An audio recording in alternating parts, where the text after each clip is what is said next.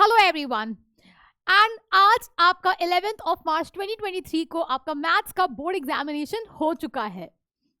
आप बच्चों से हम लोग ने पूछा और कुछ मैंने भी पेपर एनालिसिस किया और देखा कि पेपर कंपैरेटिवली मॉडरेट था, बहुत टफ नहीं था और बहुत इजी नहीं था, मॉडरेट पेपर था एंड होपफुली आप सारे बच्चों का पेपर भी बहुत अच्छा गया होगा। तो आज हम करने वाले हैं कुछ एक सेट ऑफ पेपर का बोर्ड डिस्कशन या एनालिसिस, जहां पर आपको चीजें पता चले कि किस चैप्टर से क्या आया था, कैसा क्वेश्चन आया था, पेपर अच्छा ही आया था। तो भाई चलिए अपनी क्लास को स्टार्ट करते हैं, फटाफट क्विक रिवीजन देखते हैं, है ना। तो अगर आप यहाँ पर ध्यान से देखेंगे तो पहला जो आपका क्वेश्चन है, जैसे आप इसको देखोगे कि आज हम लोग डिस्कस जो करेंगे वो है आपका set number basically that is EF1GH5 and इसका सेट नंबर हम 1 पे डिस्कशन करने वाले हैं, राइट। तो ये जो आपका सेट है इसमें आप यहाँ पर क्वेश्चंस आपको दिख रहे हैं। पहले हम करेंगे 5 सेक्शन में से फर्स्ट सेक्शन हम स्टार्ट करते हैं, दैट इज 1 मार्कर, जो सबसे ज्यादा पेनफुल होता है बच्चों के लिए कि मेरा आंसर क्या आएगा क्या नहीं आएगा, ठीक है। तो पहला क्वेश्चन क्या बोलता है कि find the number of reflexive relation. तो रिफ्लेक्सिव रिलेशन का सिंपल सा फॉर्मूला होता है 2 की power n square minus of n। n की वैल्यू क्या डालोगे, सीधा 2 डाल दोगे, सॉल्व करोगे, आंसर कितना आ जाएगा, 4 आ जाएगा। फिर क्वेश्चन नंबर 2 पे बात करें, ये किस पे क्वेश्चन है, ये आपका रिलेशन एंड फंक्शन से आया हुआ था। फिर सेकंड वाले की बात करें, ये आपका किससे है बेटा, ITF से है। ITF में देखोगे साइन इनवर्स 1/2 कितना होता है, सिंपल π/2 होता है, π/6 होता है, नॉट π/2, π/6 होता है, 30 डिग्री, दैट इज π/6। सॉल्व करने में आंसर क्या आता है, π/2 आता है, साइन π/2, तो इसका आंसर कितना हो जाएगा, सिंपल 1 आ जाएगा, है ना। फिर क्या बोला है, थर्ड क्वेश्चन की बात करें, if for a square matrix A, तो ये किससे है, आपका मेट्रिसेस चैप्टर से। किससे है बेटा, मेट्रिसेस चैप्टर से। तो यहां पर क्या लिखा था, a स्क्वायर माइनस ए, तो यहां पर आपको कुछ नहीं करना था, a square minus A plus of I is equals to what बेटा, आइडेंटिटी मैट्रिक्स। पूरे को क्या करते, a इनवर्स से मल्टीप्लाई कर देते, यहां पर भी a इनवर्स से मल्टीप्लाई करते और सॉल्व करते, तो आंसर क्या आ जाता, सिंपल सा सी आ जाता। फिर क्वेश्चन नंबर 4 की बात करते, फिर से आपका सिंपल मैट्रिसेस का क्वेश्चन है, but you have to be very careful, क्योंकि यहां पर जब आप सॉल्व करोगे तो आंसर आपका +-1 देगा जब आप इस क्वेश्चन को सॉल्व करोगे। बट बी केयरफुल, क्योंकि हमारा क्या है, दो मैट्रिसेस को इक्वल करना है, तो इसमें सिर्फ x की एक ही वैल्यू सेटिस्फाई कर रही है, that is x is equals to 1, ना कि x इज इक्वल्स टू +-1, ठीक है। चलते हैं अपने नेक्स्ट क्वेश्चन पे। क्वेश्चन नंबर 5 क्या है, आपका डिटर्मिनेंट का, सिंपल डिटर्मिनेंट का क्वेश्चन है। कैसा है बेटा, डिटर्मिनेंट का क्वेश्चन है, सॉल्व करो and you will get the value of the alpha, right. Alpha की वैल्यू आई थिंक सो 4 आ रही थी इसके अंदर, ठीक है। फिर क्वेश्चन नंबर 6 की बात करते हैं, find the derivative of x to the power 2x with respect to x की बात कर रहा है। तो क्या है, this is a derivative of a function with respect to other function, ठीक है। तो इसको कैसे सॉल्व करते हैं, इसको हम मान लेते हैं कुछ u मान लेते हैं, क्योंकि क्या है, फंक्शन की पावर फंक्शन है, तो क्या लेते हैं, इसके अंदर हम log ले लेते, फिर उसको सॉल्व करते, log लेते, log x की पावर 2 ऑफ x, और इसका कितना हो जाता बेटा, 2x log x आ जाता, और इसे सिंप्लीफाई करते चले जाते।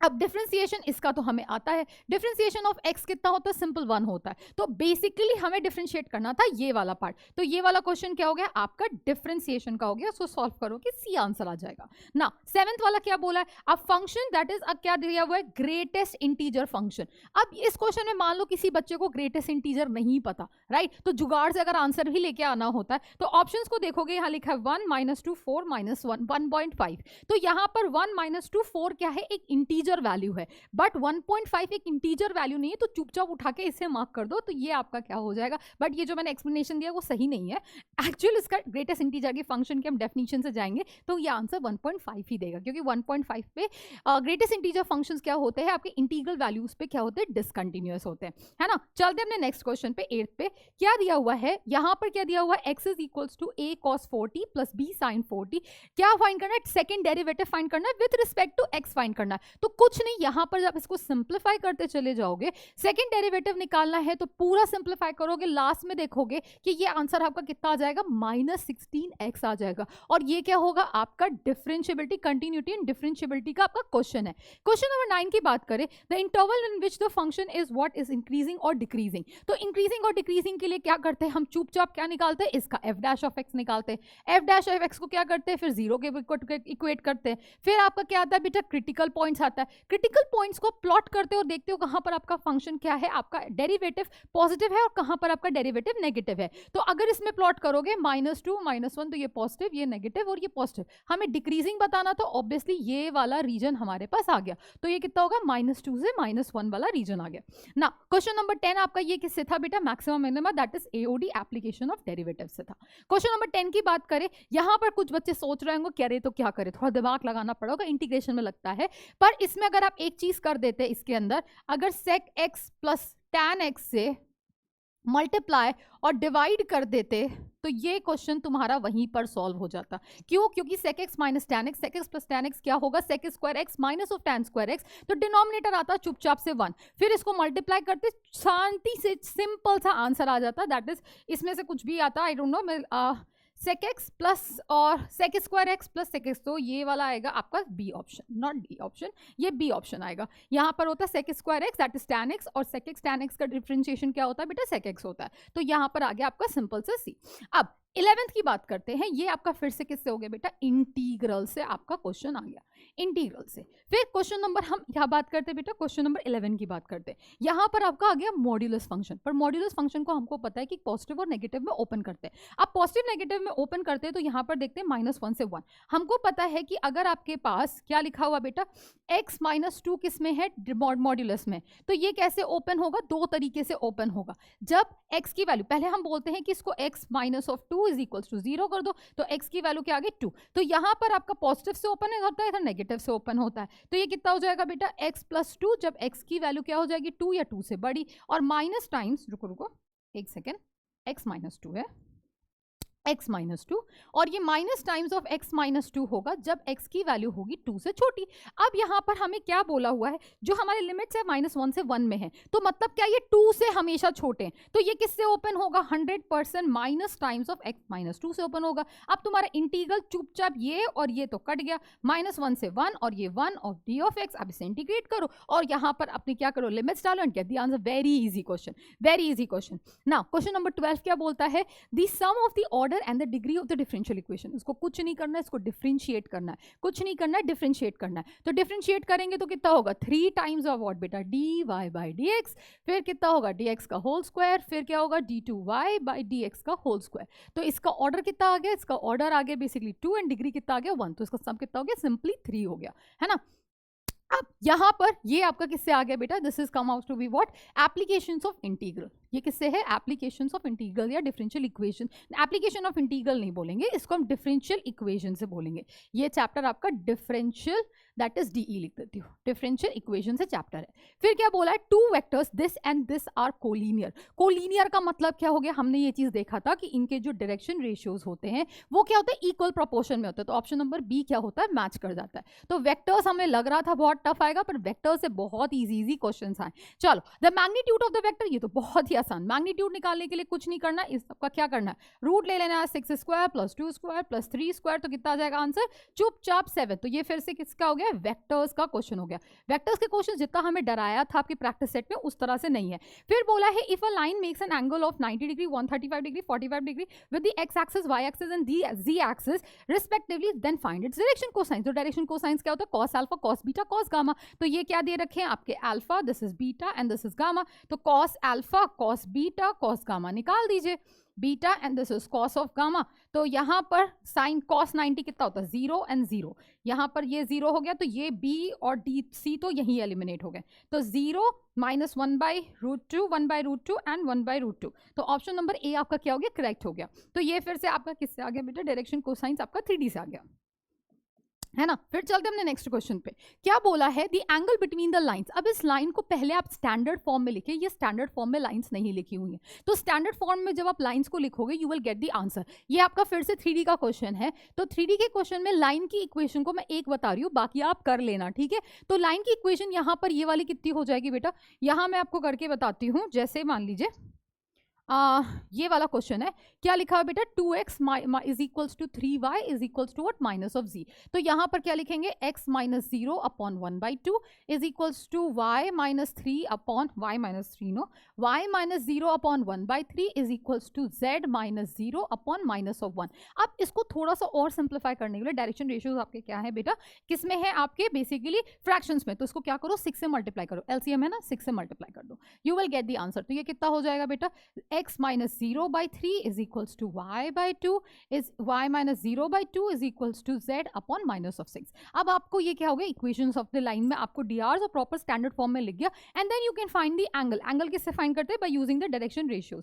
डायरेक्शन रेशियोज को यूज करेंगे and you will find the angle. Angle का फॉर्मूला क्या होता है हमें पता है, cos theta is equals to what, ये b1, ये तुम्हारा क्या है b1 dot b2 upon magnitude of b1 vector into magnitude of b2 vector, है ना, ये होता है। चलो भाई ये आ गया 3D से। If for any two events A and B, P of A is equals to probability of A is what 4/5, probability of A intersection B is 7/8, find the probability of B such that A has happened। तो इसका simple सा formula क्या होता है बेटा, probability of B such that A has happened is equals to what, probability of A intersection B upon probability of A। तो भाई probability of A intersection B यहाँ दिया हुआ, probability of A दिया, सॉल्व करो एंड गेट द आंसर। फिर next question आपके पास क्या दिया हुआ है, अगर हम बात करेंगे तो ये आपका क्या हो गया, प्रोबेबिलिटी से क्वेश्चन हो गया, है ना। फिर इसके बाद question number 18, if 5 fair coins are toss simultaneously the probability of the event that at least one head comes up. तो पहली बात 5 कॉइन्स को टॉस करेंगे तो मैक्सिमम आउटकम कितना हो सकता है, दैट इज व्हाट 32, है ना। अब आपसे बोल रहा है एटलीस्ट वन, तो एटलीस्ट वन का मतलब क्या होता है, दैट इज 1 माइनस की यहाँ पर जब कभी भी ना आए, है ना, कभी भी आपका क्या हो, एटलीस्ट वन में सिंपल क्या हो गया, that is P of at least one की बात कर रहा है, एट लीस्ट वन, राइट। तो एटलीस्ट क्या हो गया 1 minus that it's never come, never come. तो नेवर कम मतलब क्या कि कभी भी हेड ना आया हो, तो क्या हो गया 1 माइनस क्या हो जाएगा, सिंपल कि एक बार मतलब पांचों सिक्कों पे head head head head head है तो वो सिर्फ एक ही होगा, राइट और नॉट। तो ये कितना हो जाएगा 1 माइनस 1/32, तो कितना हो गया 31/32 आपका आंसर आ गया, है ना। तो ये हो गया आपका अगेन प्रोबेबिलिटी से आपका नया क्वेश्चन, है ना। फिर question number 19 reasoning and assertion के जो क्वेश्चन थे एकदम डायरेक्ट क्वेश्चंस पूछे गए थे, डायरेक्ट क्वेश्चंस पूछे गए थे। तो पहला क्वेश्चन नंबर 19 क्या बोलता है, द 2 कॉइन्स, देखो फिर से प्रोबेबिलिटी के भाई 3 क्वेश्चन तुम्हारे 1 मार्कर में आ गए और सीधा तुम्हारा यहाँ पर क्या बोला, 2 coins are toss simultaneously. 2 coins toss कैसे होता है, head tail, tail head, head head और टेल टेल, है ना। हेड टेल, मैं शायद जल्दी जल्दी में कुछ बोल गई, head head, head tail, tail head और टेल टेल, है ना। ये हो गया सैंपल स्पेस। तो यहाँ पर आपका probability getting the 2 head if it is known that at least 1 head have come. तो भाई यहाँ पर अगर आप इज 1/3, तो पहली बात तो ये तो श्योर है, if E and F are the event with the random experiment, तो ये चीज आपका सही है कि the probability of E such that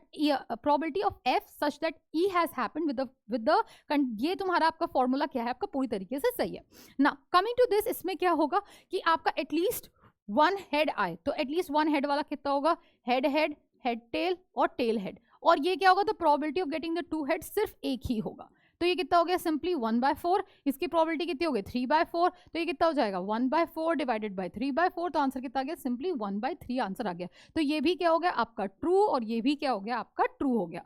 फिर यहाँ पर आता है question number 20 reasoning and assertion. फिर ये आपका आ गया डेफिनेट इंटीग्रल से, किससे आ गया आपका डेफिनेट इंटीग्रल से क्वेश्चन आ गया। और ये प्रॉपर्टी मैंने आपको कल भी बताई थी यहाँ पर कि रीजनिंग और असर्शन में जब आप ध्यान से देखोगे तो यहाँ पर दैट इज 2/8, यहाँ पर क्या करोगे, कौन सी प्रॉपर्टी लगाओगे, दैट इज अगर A से B f of x d of x है तो क्या लगाओगे बेटा, A से B f of A plus B minus of x d of x लगाओगे। जब इसमें रखोगे तो 2i को जब सॉल्व करोगे तो you are going to get 3, और ये भी सही है, तो बोथ आर ट्रू, तो ये दोनों क्या हो जाएंगे, ट्रू एंड ट्रू। तो दोनों ट्रू ट्रू वाले स्टेटमेंट यहाँ पर वर्क करेंगे, है ना।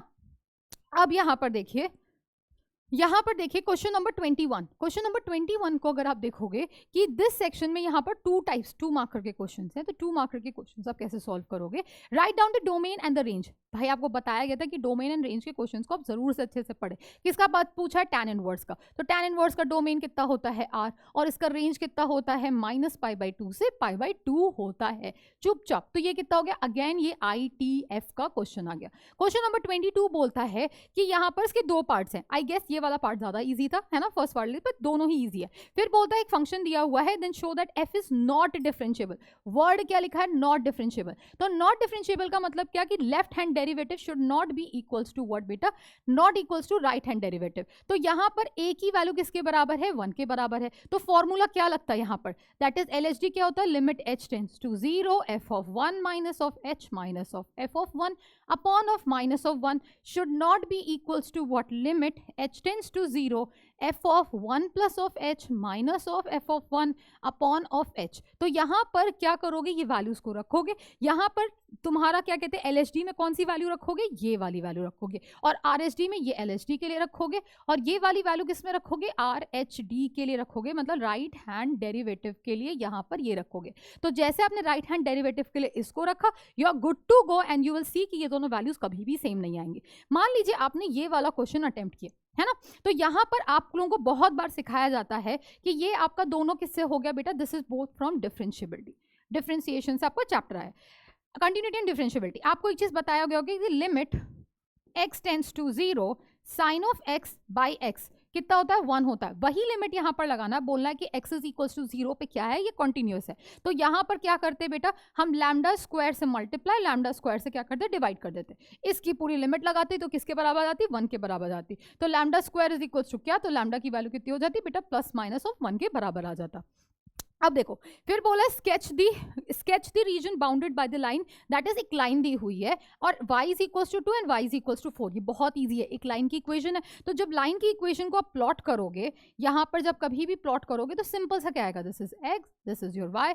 तो ये कितना है, this is what, this will be 4, y is 4, है ना, 0,4, और ये कितना होगा, दैट इज 0,8, 4,0। ये ऐसी लाइन होगी, ये y इज इक्वल्स टू 2 है, ये y इज इक्वल्स टू 4 है, ये वाला एरिया। तो इसको क्या करना हमें, बेसिकली जब हम इसको इंटीग्रल के फॉर्म में लिखते, तो इंटीग्रल के फॉर्म में हम कैसे लिखते बेटा, इसका एरिया फाइंड करने के लिए 2 से 4, और हम x को क्या लिखते, y के टर्म्स में लिखते। तो क्या लिखते, that is will be what, 8 minus y by 2 और into what, d of y करते। सॉल्व कर लो and you will get the answer. ये आपका क्वेश्चन आता है एप्लीकेशंस ऑफ इंटीग्रल से। ये किससे आता है, आपका एप्लीकेशन ऑफ इंटीग्रल से आता है ना। नेक्स्ट क्वेश्चन क्या बोला, 24। ये आपका फिर से वेक्टर से क्वेश्चन आ गया, और ये क्वेश्चन मैंने कल ही कराया है आपके मैराथन में। वैसे एक्चुअली इसमें 2-3 क्वेश्चन है जो एकदम हूबहू वर्ड जैसे ही आ गए। जैसे मैंने आपको इंटीजर्स वाला भी यहाँ पर ग्रेटेस्ट इंटीजर वाला क्वेश्चन है, ये है आपका पैरेलल लाइंस है, that is when the two lines are parallel. तो आपका क्या कहते हैं, क्या होना चाहिए, आपके डायरेक्शन रेशियोज इक्वल प्रोपोर्शन में। मैंने सारी चीजें आपको कल करा रखी है, ये तो मैंने कल ही कराया है। तो अगर आप इसको देखोगे तो क्या होता है बेटा, sine of theta is equals to what, इसका मतलब क्या कि that is magnitude of a cross b is equals to what, simply 1 के बराबर है। फॉर्मूला क्या है, a cross b, that is magnitude of a cross b upon magnitude of A into magnitude of b. Value रखो, solve it and get the answer, right. ये वाला formula रखेंगे। फिर इसका बी पार्ट की बात करें, the area of a parallelogram whose adjacent sides are given. तो ये तो बहुत ही आसान है। एरिया ऑफ अ पैरेललोग्राम क्या होगा, it will be what, that is magnitude of A square, A into that is cross product of A into B का magnitude ले लो। ये तो हमें निकालना आता ही है। फिर क्वेश्चन नंबर 25 की बात करें, find the vector and the cartesian equation of the line. ये किससे आ गया, आपका 3D से वापस से आ गया। तो 3D और वेक्टर्स से आपके कंपैरेटिवली बहुत डायरेक्ट क्वेश्चंस थे, कुछ आपको दिमाग नहीं लगाना था। अगर आपके वेक्टर्स प्रिपेयर, तो you are going to get like this full marks, right. Now इसमें क्या दिया हुआ है, फिर से बोला हुआ है, find the vector equation and the cartesian equation of a line that passes through this point and parallel to this line. अगर ये पहली बात पैरेलल टू दिस लाइन है, हम एक लाइन की इक्वेशन क्या होती है, r vector is equals to a vector plus lambda times of b vector होता है। तो ए वेक्टर तो आपको ये दे रखा है, ये यहाँ पर गिवन है। अब बी वेक्टर कैसे हम निकालेंगे, बी वेक्टर इज बेसिकली कोई जिस इक्वेशन ऑफ लाइन निकालते हैं उसके हमें क्या निकालना होता है, एक पैरेलल वेक्टर होता है। तो मान लीजिए ये आपका क्या था, ये आपकी गिवन लाइन थी, और इससे क्या था, ये किस पॉइंट से पास हो रहा है, दैट इज 1, 2, -1 से पास हो रहा है। तो और ये क्या है, दूसरी लाइन। पहली बात, this is not in the standard form, not in standard form. तो convert into what, convert into standard form, standard form में कन्वर्ट करो, कन्वर्ट इनटू स्टैंडर्ड फॉर्म। है ना। फिर जब कन्वर्ट इनटू स्टैंडर्ड फॉर्म तो इसका क्या आएगा बेटा, इसके क्या आएंगे, डीआर आएंगे। जो इसके डीआर होंगे वही इसके डीआर होंगे। क्यों होंगे? क्योंकि अगर दो लाइंस पैरेलल हैं तो डीआर्स कैसे होते हैं, इक्वल प्रोपोर्शन में होते हैं। तो इसका जो डीआर आएगा वो डीआर उठा के यहाँ लिख दो, बस बात खत्म हो गया, है ना। तो ये दोनों डीआर्स क्या होंगे, सेम हो जाएंगे ना। क्वेश्चन नंबर 26 की अगर मैं बात करूं, ठीक है, सेक्शन सी हम स्टार्ट कर रहे हैं। सेक्शन सी की हम बात करते हैं तो पहला क्वेश्चन आपको दिया हुआ है मेट्रिसेस का। अब ये मेट्रिसेस का थोड़ा लेंदी क्वेश्चन होता है, पर सबसे मस्त बात ये होती है कि प्रूफ दैट दिया होता है कि भैया अगर हमसे हो गई कोई गलती एग्जाम में तो हम उसे क्रॉस वेरीफाई कर लेंगे। क्यों? क्योंकि हमें LHS equals to RHS proof करना है। पहले हमें यहाँ पर क्या दिया हुआ, a, तो पहले हम a क्यूब निकालेंगे, a इंटू ए, फिर इंटू ए करके a क्यूब निकालेंगे। a क्यूब निकाला, फिर 23a निकाला, फिर क्या निकाला, 40i निकाला, और इसको क्या कर दिया, इस इक्वेशन में सब्स्टिट्यूट कर दिया to get this what as a null vector. ये क्या है, 3 क्रॉस 3 का वेक्टर है, तो हमें 0 is equals to 0 is equals to 0 is equals to 0 ये तुम्हारा आना चाहिए। तो जब इसको आप सॉल्व करोगे इसके बराबर आ गया, तो मतलब तुम्हारे पूरे के पूरे 3 मार्क्स पक्के हो गए। सबसे अच्छी बात यही होती है कि भाई प्रूफ दैट है, दिल में तसल्ली कि भैया आंसर सही आएगा ना। Coming to this thing, question number ये आपका किससे आ गया बेटा, फिर से मेट्रिसेस से आ गया। किससे आ गया, मेट्रिसेस से आ गया। फिर क्वेश्चन नंबर 27 की बात करें, फिर से आपका क्या आ गया, डिफरेंशिएशन से आपका क्वेश्चन आ गया, that is continuity and differentiability से क्वेश्चन आ गया। Differentiate this function with respect to this function. अब इस फंक्शन को अगर डायरेक्ट करने लगोगे तो हो जाएगी आपकी जिंदगी खराब, बट अगर आप इसमें सब्स्टिट्यूशन करोगे, क्योंकि ये इनवर्स फंक्शन का बोल रहा है, तो ये आपसे क्वेश्चन फटाक से हो जाएगा। अगर इसमें आपने x की value sine of theta substitute कर दी, फिर इसके बाद सॉल्व किया, तो आपका ये क्वेश्चन मस्त तरीके से सॉल्व होगा और बहुत छोटा सा आंसर आएगा, ये 1 और 2 जैसा आंसर आ जाएगा, ठीक है। तभी आपको लगता है ओ माय गॉश ये कैसे करूं कैसे करूं, मत करना ऐसे। पहले सब्स्टिट्यूशन देखो, सब्स्टिट्यूशन प्यार से हो रहा है। अच्छा, इसकी बात करते हैं बी वाले की। इसको जब आप क्या करोगे, d2y/dx² को इसके बराबर प्रूफ करना, easy, very easy, very easy. तो भैया अब इसको प्रूफ करने के लिए क्या करो, एक बार dy/dx निकालो, फिर एक बार क्या करो, d2y/dx² निकालो। जब आप d2y/dx² निकालोगे ना, तो आप देखना कि आपको कुछ sec x plus tan x का होल स्क्वायर टाइप्स का कुछ चीजें मिलेंगी, and then you solve it and you will get this, है ना। बहुत सारे बच्चे क्या करते हैं कि यहाँ पर देखते कॉस और साइन में दिया, चलो पहले ही कॉस साइन में चेंज कर लेते हैं। मत करना, एकदम मत करना, ठीक है। You will do the mistake और आपका हो जाएगा बहुत ही ज्यादा लेंदी, क्योंकि जब आप उसको उसमें चेंज करोगे तो आपको लगाना पड़ेगा क्वोशिएंट रूल। तो यहाँ पर क्वोशिएंट रूल नहीं लगाना पड़ेगा, सिर्फ प्रोडक्ट रूल तक ही काम हमारा चल जाएगा। फिर क्वेश्चन नंबर 28 की बात करते हैं। यहाँ पर आपका दोनों क्वेश्चन है, एक आपका डेफिनेट इंटीग्रल से, आप एक का है आपका इनडेफिनेट इंटीग्रल से। तो बेसिकली इसको हम इंटीग्रल के सेक्शन में डाल सकते हैं। क्वेश्चन नंबर 28, इसको अगर आप ध्यान से देखोगे तो ये क्या दिया हुआ है कि इसमें फिर से अगर आप एक प्रॉपर्टी लगाओगे, कौन सी प्रॉपर्टी, ये मस्त प्रॉपर्टी बहुत जगह यूज होती है, दैट इज प्रॉपर्टी नंबर 4। 0 से अगर a तुम्हारा f of x d of x है, तो ये क्या लगा देंगे बेटा, 0 से a f of a minus of x into d of x लगाया। जब इसको लगाओगे तुम देखना ऐड करना, यू विल गेट, इसको लगाया फिर ऐड करना, यू विल सी कि सब तुम्हारा न्यूमरेटर सेम आ गया, है ना, क्योंकि e की power minus sine of x आ जाएगा। देखना तुम्हारा क्या होगा, न्यूमरेटर सॉरी डिनोमिनेटर सेम आ जाएगा, and you will see add and you will get this answer as 1। Cut put के सब बहुत इजी हो जाएगा, बहुत छोटा हो जाएगा। अब याद है इस वाले क्वेश्चन पे, अब ये क्वेश्चन आपका लेंदी है, यहाँ पर आपका दिमाग लगना था। अगर आपने सही दिमाग लगाया तो आपका आंसर फटाक से आना है, बट अब ये क्वेश्चन थोड़ा लेंदी है, this is a lengthy question. यहाँ पर आपका लगेगा पार्शियल फ्रैक्शन। क्या लगेगा बेटा, आपका पार्शियल फ्रैक्शन लगेगा। क्या लगेगा, पार्शियल फ्रैक्शन लगेगा, पार्शियल फ्रैक्शन लगेगा, पार्शियल फ्रैक्शन। अब पार्शियल फ्रैक्शन कैसे लगा दोगे, फटाक से मैं एक बार आपको फटाक से यहाँ लिख के दे देती हूँ कि अगर पार्शियल फ्रैक्शन लगाते तो ये क्या होता, x to the power 4 upon x minus of 1 into x to the square plus of 1। तो इसमें क्या आता बेटा, a upon x minus of 1 plus b x plus c whole divided by x square plus 1 आता, और इसको simplify करते तो ये आपका आंसर आ जाता। बट ये थोड़ा लेंदी होता, और यहाँ पहले वाले पार्ट में अगर आपका प्रेजेंस ऑफ माइंड लग गया तो आपके आंसर फटाफट आते। Now coming to the next thing, that is question number 29, find the area of the region bounded using the integration. ये अच्छा क्वेश्चन था, इसमें आपको क्या करना था, ये आपका क्या था, this is application of integral के आपके कितने मार्क्स के आगे, यहाँ पर 3 मार्क्स के 2 मार्क्स से 5 मार्क्स के क्वेश्चन आपको एरिया ऑफ इंटीग्रल से ही मिल गया। क्या? तो यहाँ पर ये कैसा है, एक पैराबोला है, कैसा है, एक पैराबोला है, और इस पैराबोला में क्या लगा दिया आपका, क्या कहते हैं, इनइक्वालिटी लगा दिया, और ये क्या है, एक लाइन है। तो instead of giving the question directly कि equation between the parabola and the line को आप निकाले, आपको यहाँ पर इनइक्वालिटी का साइन दे दिया। तो थोड़ा सा धैर्यता रख के आप इसको आराम से ग्राफ में सॉल्व करना, तब आपका क्वेश्चन अच्छे से दिखेगा, ठीक है। अब क्वेश्चन नंबर इसका बी पार्ट, नहीं क्वेश्चन नंबर 30 है, sorry, this is the question number 30। क्या दिया हुआ है, फिर से आपका 3D का क्वेश्चन। 3D के क्वेश्चंस आए हैं बट बहुत डायरेक्ट क्वेश्चंस आए हैं। अब जैसे ये क्वेश्चन है, इस क्वेश्चन में पूछा है find the coordinate of the foot of the perpendicular drawn from the point this to the line this. अब ये लाइन तुमको चुपचाप सीधी साफ सुथरी दे रखी है, ठीक है। तो ये क्या है, अगर आपका ये पॉइंट P है, दैट इज 0, 2, 3 है, तो ये क्या है, आपकी लाइन की इक्वेशन है। तो ये कितना होगा, x plus 3 by 5 is equals to y minus 1 by 2 is equals to z by 4 by 3। तो हम क्या मान लेंगे कि ये वाला जो पॉइंट है आपका, ये वाला जो point, this is a Q point, इसका हम जनरल पॉइंट निकालेंगे, क्योंकि जनरल पॉइंट कैसे निकालते हैं, कल मैंने कराया भी था। 5 lambda minus 3 that is 2 lambda plus of 1 और 3 लैम्डा माइनस ऑफ 4। तो हम क्या निकालेंगे, dr ऑफ pq निकालेंगे, dr ऑफ pq निकालेंगे, और इसके dr तो 2, 5 और 2, 5, 2, 3 ऑलरेडी दिए हुए हैं। तो इसके dr, pq के dr और इसके dr का क्या होगा बेटा, प्रोडक्ट सिंपल सा 0 होगा। क्यों, क्योंकि दोनों क्या है, foot of the perpendicular 90 degree पे होते हैं, जिससे तुम्हें लैम्डा की वैल्यू मिल गई। जैसे लैम्डा की वैल्यू मिल गई, तुम्हें p की वैल्यू, q की वैल्यू तुमको चुपचाप मिल जाएगी। This is the way of doing the question. Now question number b part, इसका क्या दिया हुआ है, फिर से ये तुम्हारा क्या है, एक वेक्टर से क्वेश्चन है।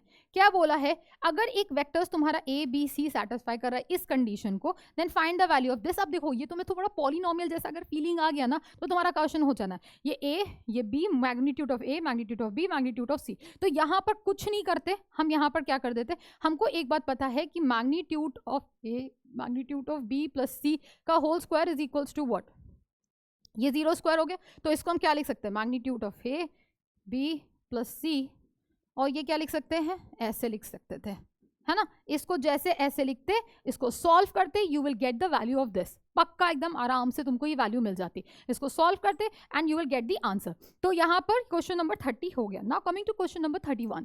फिर बोला find the distance between the, चुपचाप शॉर्टेस्ट डिस्टेंस निकालना है, कुछ नहीं, शॉर्टेस्ट डिस्टेंस निकालना है। शॉर्टेस्ट डिस्टेंस का फॉर्मूला क्या होता है, यहाँ पर हम ये यूज करेंगे, ये यूज करेंगे। तो ये आपका b1, this is b2, this is what a1 and this is your a2। तो शॉर्टेस्ट डिस्टेंस का फॉर्मूला क्या होता है, डायरेक्ट क्वेश्चन आया बेटा, डायरेक्ट क्वेश्चन आया। तो डायरेक्ट क्वेश्चन में क्या लिखेंगे, this is what b1 cross b2 dot that is a1 minus a2 upon magnitude of b1 cross b2 का प्रोडक्ट, इसका मैग्नीट्यूड और ये पूरे का मैग्नीट्यूड लेंगे, तो ये तुम्हारा सिंपल सा आंसर आ गया।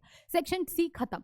अब आते हैं सेक्शन डी पे। सेक्शन डी क्या बोलता है, अब यहाँ पर ये वाला क्वेश्चन क्या था आपका, किससे आ गया, फिर से 3D से क्वेश्चन आ गया। 3D वाले क्वेश्चंस आपको 2 मार्कर 3 मार्कर में अच्छे क्वेश्चंस दिए थे और बहुत डायरेक्ट क्वेश्चंस दिए थे, बहुत डायरेक्ट क्वेश्चंस दिए थे। नाउ कमिंग टू 5 मार्कर वाले जो क्वेश्चंस है, क्वेश्चन नंबर 32 की बात करें, ये एप्लीकेशंस ऑफ डेरिवेटिव का है। बच्चे इतना डर रहे थे कि सारी क्वेश्चंस एप्लीकेशंस ऑफ डेरिवेटिव से आएगा, बट अगर कुछ बच्चों को ये मीडियन ऑफ ट्राइंगल्स या इक्विलेटरल ट्राइंगल नहीं भी पता है, एटलीस्ट ये वाला तो कर सकते थे। ये लेंदी है, this is a lengthy one, this is a lengthy one. और मीडियन ऑफ अ ट्रायंगल अगर आप निकालते, तो मीडियन ऑफ अ ट्रायंगल कैसा होता है, हमें क्या दिया हुआ था, ये x है, मीडियन ऑफ ट्रायंगल ये x/2 हो जाता, और इसको निकालते तो ये आता √3/2x आ जाता। तो हमें क्या दिया हुआ था, that is what, that is rate of, that is the median of the triangle is increasing. तो d/dt of triangle, that is d/dx दिया हुआ था, हाँ, the median is increasing at the rate as d/dt is equals to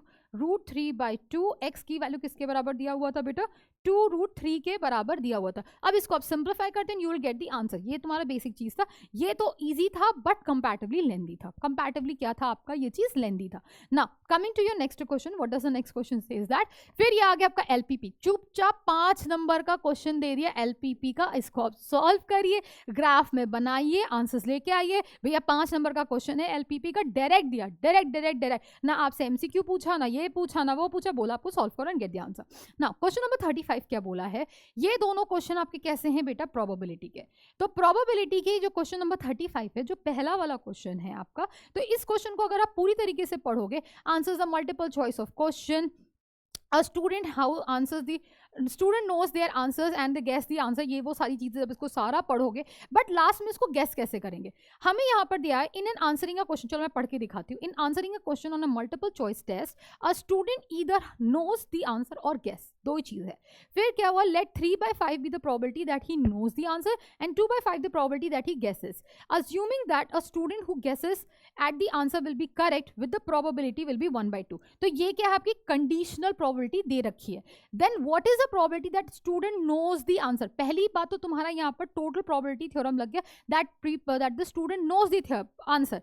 फिर given that he answer correctly, तो यहां से तुम्हारा क्या आ गया, इसके पहले यहां तक आपका क्या लग रहा था बेटा, टोटल प्रोबेबिलिटी थ्योरम लग रहा था।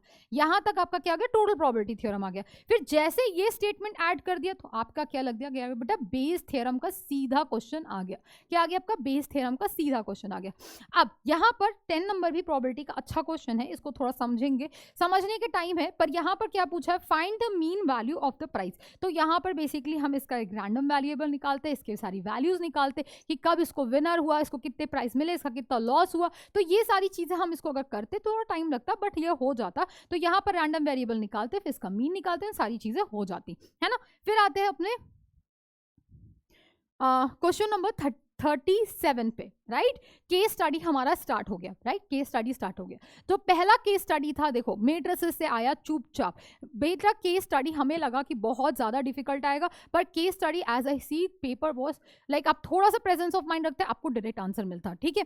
तो केस स्टडी में जो पहला क्वेश्चन था वो आपका था मैट्रिसेस का। अब आपको इस मैट्रिक्स में पहला ही बोल दिया कन्वर्ट ax प्लस बी, तो चुपचाप इसको ax प्लस बी के फॉर्म में कन्वर्ट कर दो। तो यहाँ पर क्या था, 5 पेन 3 बैग्स 1 इंस्ट्रूमेंट, फिर pays the sum of this, फिर क्या लिखा था, विक्रम बाइस दिस। तो अगर इसको ax प्लस बी के फॉर्म में बनाते तो हमको ये चीज पता था कैसे बनता है, ऐसे बनता है, क्योंकि हमने इस तरह के बहुत सारे क्वेश्चन किए। तो कितना होगा 5 3 1, फिर ये कितना होगा 2 1 और 3, फिर कितना होगा 1 2 एंड 4, फिर यहाँ पर x, यहाँ पर y, यहाँ पर z, और ये कितना हो गया बेटा 160, इसने इसको पे किया। फिर ये कितना 190, और ये कितना, एक सेकेंड कुछ छूटा मेरे से, pays the sum of 190 and this is what 250, है ना। तो x को क्या मान लेते, x तुम्हारा क्या था, x को हम पेन मान लेते, x तुम्हारे पेन्स थे, y तुम्हारे बैग्स थे, और z तुम्हारे क्या थे, इंस्ट्रूमेंट्स थे। बस लो हो गया इंस्ट्रूमेंट्स, एंड इसको लीजिए और सॉल्व कर दीजिए। कुछ नहीं करना था, पहले ax प्लस बी के फॉर्म में लिखना था, फिर डिटरमिनेंट फाइंड करना था, a इनवर्स फाइंड करना था, ये फाइंड करना था। लो भाई a इनवर्स नहीं भी मन था तो भैया ये वाला कंपैरेटिवली इजी था, ये वाला इजी था। a इनवर्स से डर लगता है, इससे तो डर नहीं लगता भाई साहब, है ना, इससे डर नहीं लगता। तो ये वाला जैसे a square minus of 5 of a, मैंने कल ही इस टाइप का क्वेश्चन कराया है, तो ये भी इजी ही था ना। क्वेश्चन नंबर 38 की बात करते हैं। केस स्टडी 3 आ गया, केस स्टडी 2, केस स्टडी 1 का है कुछ तो, ओके केस स्टडी 1 शायद पीपीटी में आ नहीं पाया, कोई बात नहीं, मैं केस स्टडी 1 की बात कर देती हूँ। केस स्टडी 1 शायद इसमें आया ही नहीं है। तो केस स्टडी 1 जो आपका था, वो केस स्टडी 1 में एक प्रॉपर स्लाइड लेके आपको बता देती हूँ कि वो क्या था। मुझे जो याद है, केस स्टडी 1 जो था, केस स्टडी 1 जो था, केस स्टडी 1, केस स्टडी 1 जो आपके में, मतलब यहाँ पर 3 केस स्टडी हुआ है। तो पहले केस स्टडी हमने डिस्कस कर लिया, कौन सा एक वाला, ये वाला, दैट इज डिटर्मिनेंट वाली चीज हमने डिस्कस कर ली। एक केस स्टडी था, पहले इस पर डिस्कस कर लेते हैं। ये आपका डिफरेंशियल इक्वेशन से आया था। किससे आया था बेटा, आपका डिफरेंशियल इक्वेशन से आपका आया था। किससे आया था, डिफरेंशियल इक्वेशन से आया था। अब डिफरेंशियल इक्वेशन में जब इसको पूरा जानकारी लिखोगे, तो डिफरेंशियल इक्वेशन में जब आप इसको सॉल्व करते, लेट अस सपोज ये फालतू की गांठ नहीं पता, बट वो लिखा है show that this is a differential equation of the type dy by dx, मतलब ये क्या, होमोजीनियस की बात कर रहा है, राइट। तो होमोजीनियस इसको हम प्रूव कर लेते हैं। एंड दूसरी बात, अगर होमोजीनियस है तो इसमें क्या लगाएंगे बेटा, हम लोग इसको पहली बात y is equals to v of x वाला हम लोग यहाँ पर क्या लगाएंगे, सब्स्टिट्यूशन लगाएंगे, फिर वेरिएबल सेपरेबल लगाते and you will get the answer. तो एक बार में इसको पहले शो करना है एंड दूसरे वाले में इसको सॉल्व करना है। चुपचाप से सीधा साधा क्वेश्चन है यहाँ पर, दैट्स इट। क्या दिया हुआ, दैट्स इट। तो यहाँ पर अब आपकी बात करते हैं केस स्टडी 1 की। अगर हम बात करें तो केस स्टडी 1 आपका किस पे डिपेंडेंट था बेटा, केस स्टडी 1 आपका था रिलेशन एंड फंक्शन पे, है ना। रिलेशन एंड फंक्शन पे आपका केस स्टडी आया हुआ था। अब केस स्टडी में रिलेशन एंड फंक्शन, जो केस स्टडी 1 था वो आपका था बेटा relations and functions, relations and function से क्वेश्चन था। तो उसमें कुछ ऐसा टाइप का क्वेश्चन था कि वो लोग कुछ टीम बना रहे थे गर्ल्स और बॉयज़ की। तो ये तुम्हारे बॉयज़ थे, क्या थे बेटा, B1 B2 B3 बॉयज़ थे, और गर्ल्स कितनी थी, that is girls what, G1 और G2 गर्ल्स थी। हमसे पहला क्वेश्चन पूछा था that is number of relation. मुझे याद है काफी इजी क्वेश्चन था, नंबर ऑफ रिलेशंस पूछा था। तो नंबर ऑफ रिलेशंस का फॉर्मूला क्या होता है, 2 की पावर m इंटू n। तो इसका m कितना है बेटा, दैट इज 3 है ना, और इसका n कितना है, दैट इज 2। तो कितना हो गया, 2 की पावर 3 इंटू 2 दैट इज 2 की पावर 6 आ गया। फिर दूसरा क्वेश्चन जो मुझे याद आ रहा है वो था number of functions. Number of functions पूछा था, नंबर ऑफ फंक्शंस पूछा था दैट इज B2G। तो नंबर ऑफ फंक्शंस का कल ही मैंने आपको एक फॉर्मूला कराया था। क्या फॉर्मूला था कि जितने भी एलिमेंट G में हो, दैट इज कोडोमेन, और जितने भी एलिमेंट्स तुम्हारे क्या कहते हैं डोमेन में हो उसकी पावर दैट इज 2 की पावर 3 दैट इज 8। ये मैंने आपको कल कराया था। अब इसमें जो थर्ड क्वेश्चन था उसमें पूछा था कि ये फंक्शन एक बाइजेक्टिव फंक्शन है कि नहीं है, या आपका B से अगर B में रिलेशन है, ठीक है, एक क्वेश्चन ये था क्योंकि अभी थोड़ी देर पहले ही मुझे ये याद है। तो B में अगर एक रिलेशन है, अगर आपका एक रिलेशन डिफाइंड है B से B के अंदर, तो इसको प्रूफ करना था कि इक्विवेलेंस है कि नहीं है। इक्विवेलेंस B से B था कि G से G था, दोनों में से कुछ एक था। B से B था, हाँ B से B था। तो इक्विवेलेंस रिलेशन मतलब क्या कि इसको हमें क्या प्रूफ करना है, ट्रांजिटिव, रिफ्लेक्सिव, सॉरी पहले रिफ्लेक्सिव, सिमेट्रिक एंड ट्रांजिटिव। तो रिफ्लेक्सिव के लिए B1 से मैप करेगा, B2 से मैप कर सकता है, और B3 से मैप कर सकता है, हो गया रिफ्लेक्सिव। अगर मैं सिमेट्रिक की बात करूँ, अगर B1 B2 है तो B2 B1 भी क्या होंगे, एक दूसरे से सेम रिलेटेड है, दोनों इंसान तो सेम है, लेफ्ट राइट खड़ा है, क्या फर्क पड़ता है। अगर B1 B2 से रिलेटेड है, B2 B3 से रिलेटेड है, तो B1 B3 से क्या होगा, आपका रिलेटेड हो जाएगा। तो ट्रांजिटिव ये इक्विवेलेंस रिलेशन होगा ही होगा। और इसका और पार्ट में कुछ फंक्शन वाला क्वेश्चन था कि show that the function is bijective था। अब आई डोंट रिमेंबर ये B से G था कि क्या था, तो ये बोलना था कि इट इज बाइजेक्टिव और नॉट। तो शायद ये बाइजेक्टिव नहीं था, इसमें कुछ चीजें दी हुई थी आपके बेसिकली यहाँ पर, तो इसको शो करना था बाइजेक्टिव है कि नहीं है, क्योंकि वो ऑन टू हो रहा था पर वो क्या हो रहा था बेटा, 1-1 नहीं हो रहा था। हमें बाइजेक्टिव शो करना था पर वो बाइजेक्टिव नहीं हुआ था। रीजन आई गेस वो नो था, कुछ इस तरह से था। आई रिमेंबर, रुको ऐसा था क्वेश्चन, B1 G1 है ना, B2 G2 B3 G1, ऐसा कुछ फॉर्म था, है ना। तो अगर इसको देखोगे बाइजेक्टिव होने के लिए क्या, 1-1 एंड ऑन टू। तो बेसिकली फंक्शन B से G में डिफाइंड था। तो अगर इस फंक्शन को बहुत प्यार से देखोगे तो ये क्या है, B1 B2, और ये क्या है, G1 G2, और हाँ G1 और B1 B3। तो B1 किस पे है बेटा, G1 पे है, B2 किस पे है, G2 पे है, और ये भी क्या है, G1 पे। तो ये क्या हो गया, many to 1 हो गया। तो ये 1-1 तो नहीं है, 1-1 तो नहीं है, नॉट 1-1 बट ऑन टू है, not 1-1 but onto. Onto क्यों है, क्योंकि इसके सारे एलिमेंट्स को हमने यूज कर लिया। तो codomain is equal to range हो गया, and that's the thing over here. So I guess आपको ये सारा डिस्कशन विल बी हेल्पफुल, एंड आप इसको अच्छी तरीके से एक बार सॉल्व कर लो। मैंने आपको एक तरह से हिंट दे दिया, and the paper was moderate, एकदम एनसीईआरटी लेवल का ही था, बट उससे क्वेश्चन थोड़े ऊपर नीचे थे, बट आपको जितना डर लग रहा था उतना डरने की बात नहीं है। So keep on learning hard, keep on practising and keep practising for your CUT। मिलते हैं अपने नेक्स्ट सेशन में, तब तक के लिए bye bye, tata and take care.